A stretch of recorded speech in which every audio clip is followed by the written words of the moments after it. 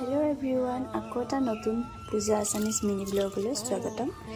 एया মই বৰা চাউলৰ খুলত দিয়া পিঠা বনাবৰ কাৰণে চাউল ভিজাই থৈছিলো ৰাতিপুৱা 4 ঘণ্টামান আৰু এয়া এতিয়া হৈ গৈছে টুকিবলৈ।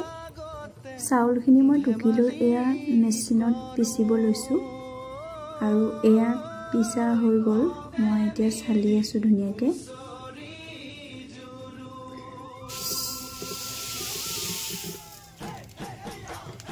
এয়া মই কেৰাহীটো গৰম হোৱাৰ লগতে তিলখিনি দিছো আৰু দি লৈ ধুনীয়াকৈ এয়া মই অলপ সময় এনেকৈ ভাজিম। এয়া মই তিলখিনি ভাজা হোৱাৰ পিছত মিক্সাৰত অলপ পিচি ল'লোঁ। তাৰপিছত মই নাৰিকলটো গুচাই লৈছোঁ এনেকৈ ধুনীয়াকৈ গুচাই লৈ পেলাই মই এনেকুৱা সৰু সৰুকৈ কাটি লৈ পেলাই মিক্সাৰত পিচি দিয়া।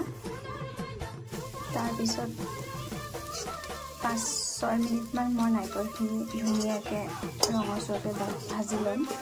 তিল আৰু নাৰিকলখিনি ভজাৰ পিছতে মই এয়া গুড়ৰ লগত মিহলাই ল'লোঁ আৰু এয়া এতিয়া টাৱাখন গৰম হোৱাৰ পিছত এয়া ধুনীয়াকৈ পিঠাটো বনাব লৈছোঁ আৰু কি ধুনীয়াকৈ পিঠাটো উঠি গৈছে।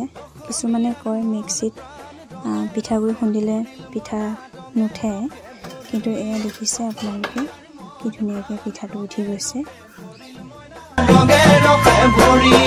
বহাগ বিহু আহিল মইনা বহাগ বিহু আহিল, ঢোল পেপাই মাতিল মইনা ঢোল পেপাই মাতিল। বহাগ বিহু আহিল মইনা বহাগ বিহু আহিল, ঢোল পেপাই মাতিল মইনা ঢোল পেপাই মাতিল। গছৰ ডালত খুলি চৰাৰ হিয়া ভঙা কান্দোন মইনা হিয়া ভঙা কান্দোন। গছৰ ডালত খুলি চৰাৰ হিয়া ভঙা কান্দোন মইনা হিয়া ভঙা কান্দোন।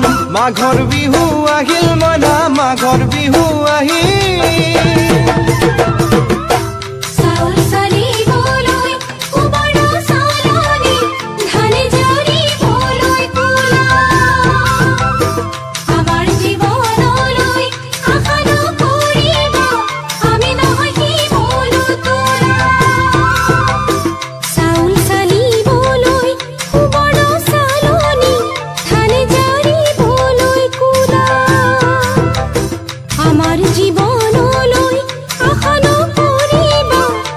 আৰু এয়া দেখিছে মোৰ পিঠা বনোৱা হৈ গ'ল আৰু এয়া দুটামান মই কালাৰৰ পিঠাও বনালোঁ বিটৰ ৰস দি কেনে।